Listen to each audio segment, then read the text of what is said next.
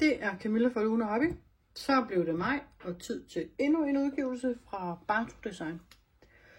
Det første, der kommer, det er noget, der har været stor efterspørgsel på, og det minder lidt om noget, jeg har lavet, men nu har jeg lavet en udvidet version af det. Det er nemlig de her rektangler, som passer til A6. Og sammen med den er der også lavet den med bølgen på. Sådan så der er en lille bitte tittekant rundt. Ligesom for den vi kender, den hedder 1350-14, hvor der kun er 2 dice i. Men der har været rigtig stor efterspørgsel på, om jeg ikke nok ville lave, sådan så de blev ved hele vejen ind med den meget lille tittekant rundt om. Så dem har jeg lavet. Så kommer der noget helt nyt fra min side af. Det er en pop-up box, hvor man skal skære den ene del 2 gange for at få en boks ud af det. Jeg har eksempler på den, så det skal I nok få lov at se. Den kan skæres på en A5-maskine, så den bliver ikke større, end den faktisk kan være i en almindelig kuvert. Så kommer der sådan en kæde med hjerter på. Nogle er hele, og nogle bliver halve, og nogle er det bare outline. Det kan være svært at se på dejen, men det kommer du også til at se på inspirationen, jeg har til jer. Jeg har ikke så forfærdelig meget inspiration den her gang, fordi jeg døjer med en dårlig arm, så jeg har ikke kunnet nå at lave så meget. Men lidt er det blevet til, og jeg har fået lidt af et par stykker. Så kommer der en tekststreg med bryllup, ligesom vi kender fra tillykke og fødselsdag, med dobbeltskygge på.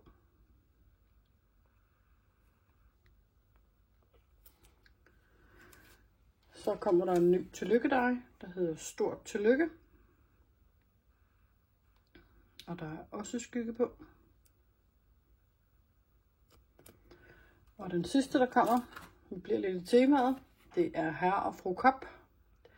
Det er ikke det, den kommer til at hedde, men den er simpelthen lavet til, at der er en højre og venstre kop. Og så er der sådan, så de kan få bryllupstræ på. Med butterfly og krave og så videre. Man kan også bare bruge den som kaffekop eller tekop eller varm kakao, fordi der er også de der damp tutter med i. Så hvis jeg skal vise jer først, så kan man se her, at det er rammedejen, hvor der er den der meget lille bitte tittekant. Og den fortsætter simpelthen hele vejen ind på dem alle sammen. Og her er der koppen med underkop, og så de der damp. Ja, det hedder vel bare kaffedamp. Stemplet er fra Simple Basic. Så er der et med hjertekæden, som jeg har brugt som baggrund og lavet om til et bryllupskort.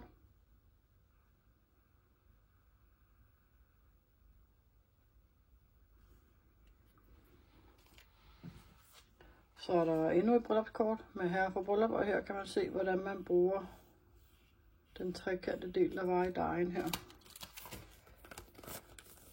Den der bliver brugt som skjorten indeni, og så er der butterfly og små knapper. Og herover har man fået kraven på, og så har jeg sat nogle halvperler på, så får de at tydeliggøre kraven.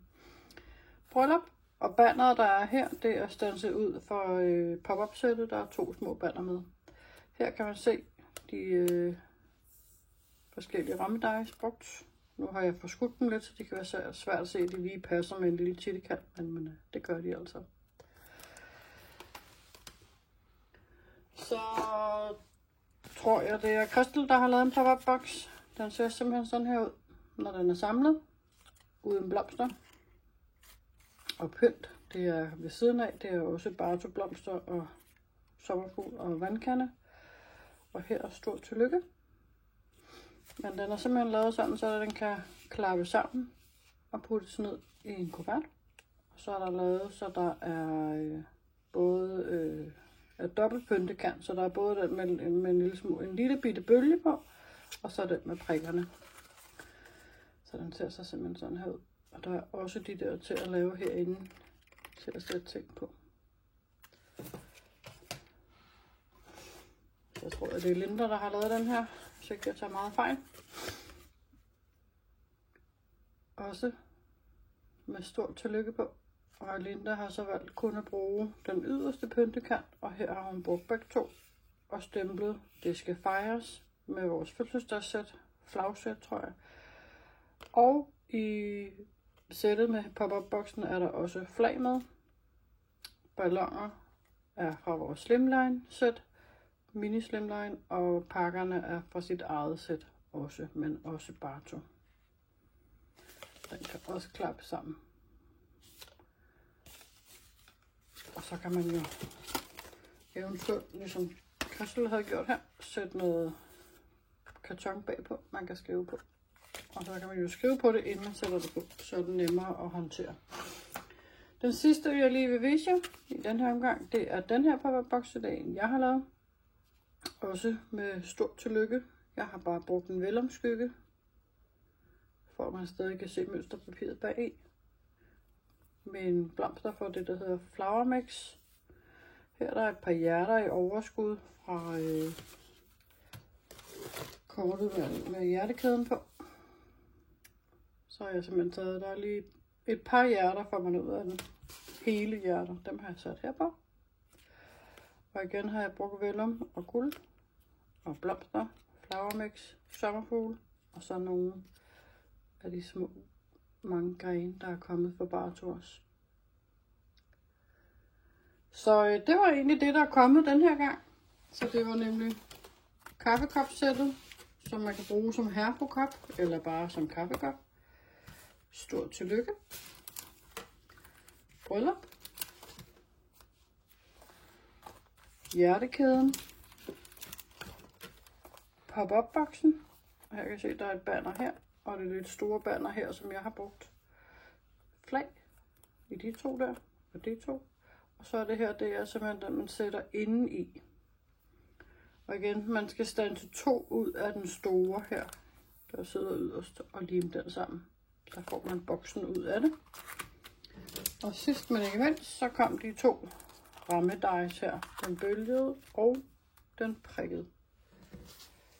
Så var der kort. Bryllup. Og jeg kan lige måle, hvad kopperne de måler.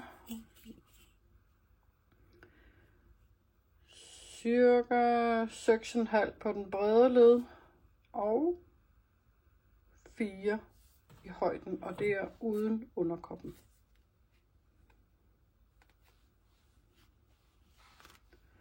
Og så er der de fine pop-up-bokse, som kan klappe sammen.